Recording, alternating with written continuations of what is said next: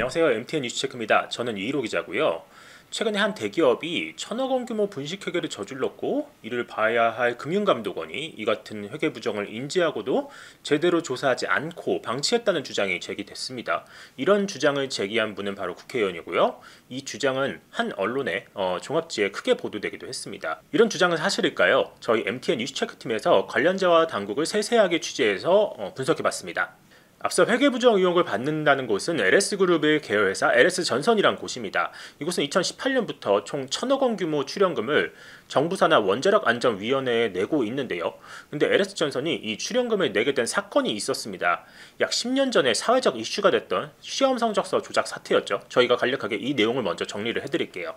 최초 이 사건의 발단이 된 건 2013년 신고리 1, 2호기 등 원전 6기에 시험 성적서가 위조된 제어 케이블이 들어간 게 확인이 됩니다. 그러니까 불량 제어 케이블이 들어간 거죠. 이게 한번 사고가 잘못 나면은 인명피해가 날 수도 있고 국가적 재난을 일으킬 수도 있는 그런 원전인 거잖아요. 여기에 문제가 있는 장비가 들어간 거니까 논란이 엄청 났었죠. 당시 제품을 납입한 곳이 이 LS전선의 자회사였던 상장사 JS전선이라는 곳입니다. 그래서 LS그룹은 이 사건의 책임을 지고 2018년 JS전선 법인 자체를 해산해버리고요. 이후 JS전선은 한국수력원자력에 200여억 원을 배상하고 관련자들도 처벌을 받게 됩니다.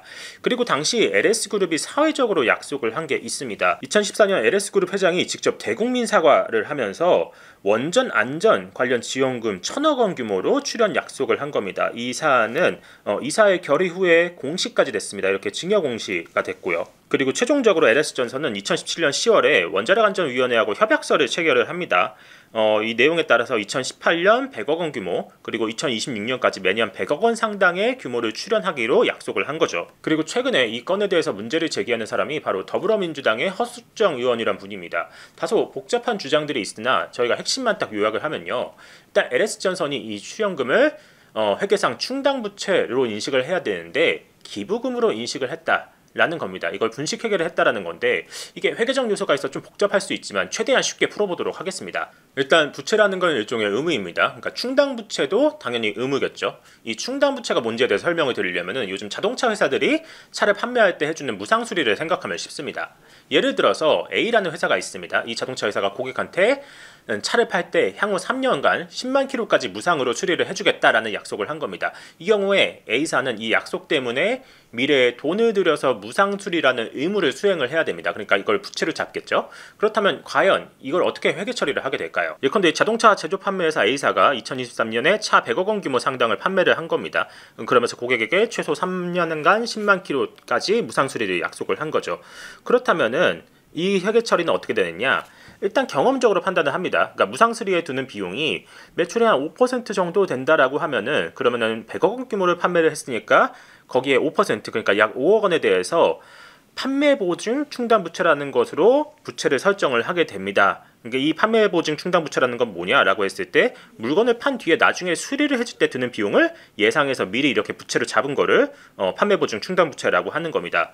그래서 이 부채로 이렇게 잡았으면은 그 해에 바로 이 5억 원의 영업비용으로 처리를 해버립니다. 그러니까는 보증수리비에 대해서 회사가 선제적으로 비용으로 반영을 해버리는 거죠. 그리고 나중에 이게 실제로 무상수리를 해준다라고 하면은 그만큼 의무를 수행한 거니까 충당부채를 줄이면 됩니다. 예컨대 2024년에 2억 원 규모를 수리를 해줬다라고 하면은 이걸 비용으로 잡는 게 아니라 판매보증 충당부채에서 기존에 잡아놨던 거죠. 여기서 2억 원을 차감을 하면 된다라는 겁니다. 그런데 이 부채의 의무라고 하는 게 사실은 반드시 법적 의무여야 하는 거는 아닙니다. 그러니까 의제 의무라고 해서 법적인 강제성이 없어도 성립할 수 있는 게 있습니다. 이 의제 의무가 뭔지에 대해서 LS전선의 사건을 통해서 좀 설명을 드릴게요.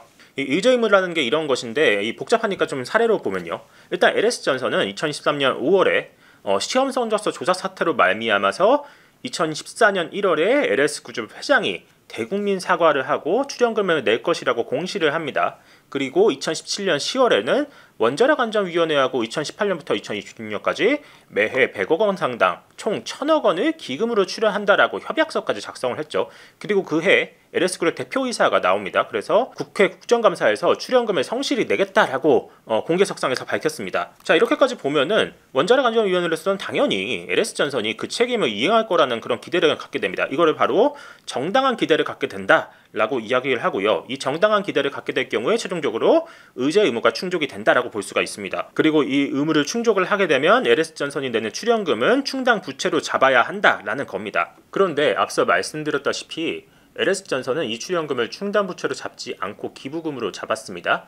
그래서 더불어민주당의 허수정 의원이 왜 이 출연금을 충당 부채로 잡지 않느냐, 혹시나 출연금 책임을 이행하지 않고 너희들이 국민하고 약속을 지키지 않으려는 것 아니냐라고 의심을 하는 겁니다. 그런데 저희가 취재한 바로는 일단 LS전선의 출연금은 충당 부채가 아니라 기부금으로 볼 수 있어 보입니다. 이게 의제 의무를 충족한 것으로 보이잖아요. 근데 왜 충당 부채가 아니라 기부금인지가 중요한데요. 관련해서 금융감독원의 보도 설명 자료를 좀 볼 필요가 있습니다. 일단 금감원은 지난 19일 이 이슈를 다룬 보도에 대해서 해명 자료를 냅니다. 이 해명 자료 내용을 보면은 금감원은 LS전선이 협약사상 출연 의무를 이행하지 않더라도 원한 이하의 관계에서 심각한 손해나 페널티를 부담하지 않는다라는 추가 사실관계를 확인했다라고 이야기를 합니다. 그러면서 그 사실관계로 볼 때 회사의 회계 처리, 그러니까 기부금으로 처리한 게 회계 기준 위반으로 보기 어렵다고 판단을 하고 감리를 실시하지 않았다라고 밝히는 거죠. 사실 이 사안은 이번에 처음 문제가 제기된 건 아닙니다. 이게 2019년 감사원이 먼저 인식을 하고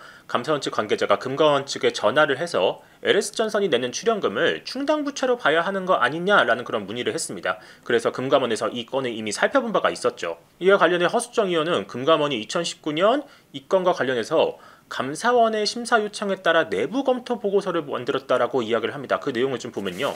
지난 5월 17일 허수정 의원이 발표한 내용인데요. 이 내용을 보면 2019년 감사원은 금융감독원의 감사실로 출연금 1,000억 원의 회계 처리 적절성에 대한 심사를 요청을 했고 당시 금감원은 7장의 내부 검토 보고서를 작성했다라고 내용이 써 있습니다. 그리고 그 보고서에는 감사원이 제출한 협약서 등의 자료를 기초할 때 기금의 출연이 충당부채의 인식요건을 충족한 것으로 판단했다라는 그런 내용이 써 있는 거죠. 그래서 저희 확인 결과 금감원이 이 문서를 작성한 것도 사실이긴 합니다. 그렇다면 이런 생각이 듭니다. 금감원도 2019년 최초에는 출연금이 충당부채의 인식요건을 충족한 것으로 본다라고 생각을 한 건데, 근데 이게 5년 뒤의 해명 자료에서는 기부금으로 처리한 게 회계기준 위반으로 보기 어렵다라고 말한 겁니다. 그렇다면은 금감원의 판단은 왜 이후에 뒤집혔느냐?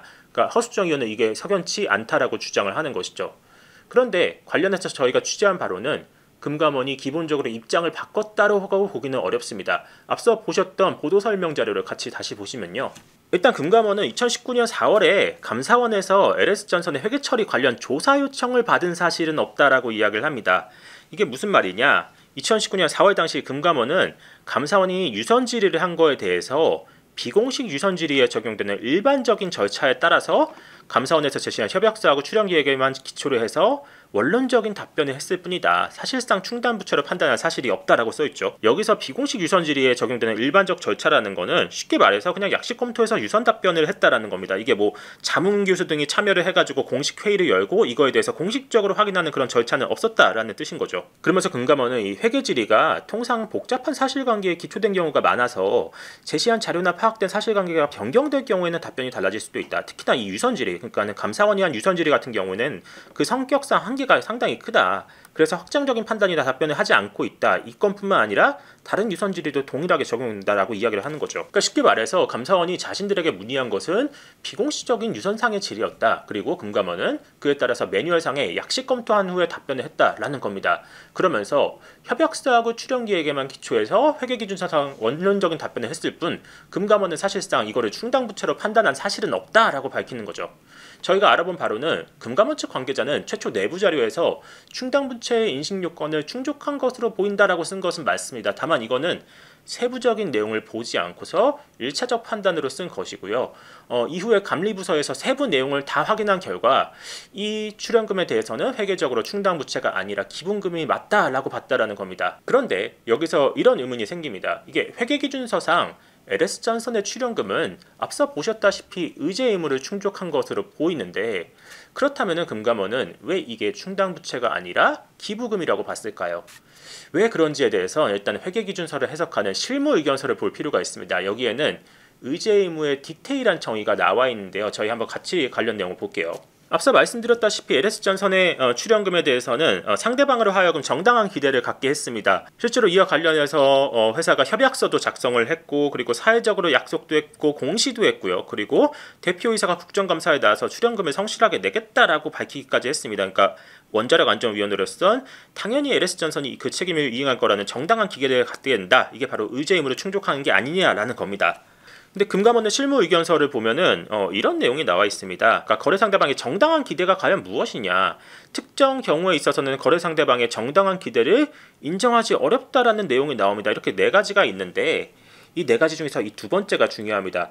회사의 자율 재량에 따라서 의무를 이행하지 않더라도 거래 상대방과의 관계에서 심각한 손해나 페널티가 발생하지 않는 경우에는 정당한 기대를 인정하기 어렵다라는 그런 내용이 담겨 있는 거죠.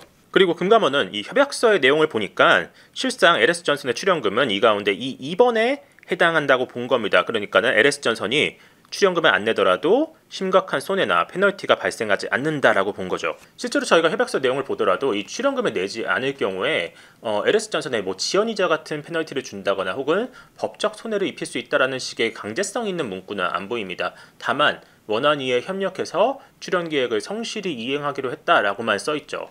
그래서 이 내용을 정리하면 이렇습니다. 일단 금감원 측은 협약서의 내용을 봤을 때 돈을 안 내더라도 LS전선이 심각한 손해나 페널티를 입는 내용은 없다라고 본 겁니다. 이에 정당한 기대를 인정하기는 어렵기 때문에 의제 의무를 충족하지 않는다. 결국에는 이 출연금은 기부금으로 봐도 된다라는 겁니다. 이에 대해서 허수정 의원 측은 일단은 충당부채인지 기부금인지 모호한 게 있으니까 이거 감리도 하고 금융위원회 증선위원회를 통해서 해석을 받아야 한다라는 그런 말을 하는데요. 다만 이에 대해서 금감원 측은 외감법 그리고 외감 규정 등에 따라서 감리를 최소화해야 한다는 점을 고려했다라고 설명을 했습니다. 다시 말해서 금감원이 너무 감리를 남발하지 않기 위해서 이런 부분에 대해서는 확실하게 좀 가려지는 부분이 있으니까 감리를 하지 않는다라는 거죠.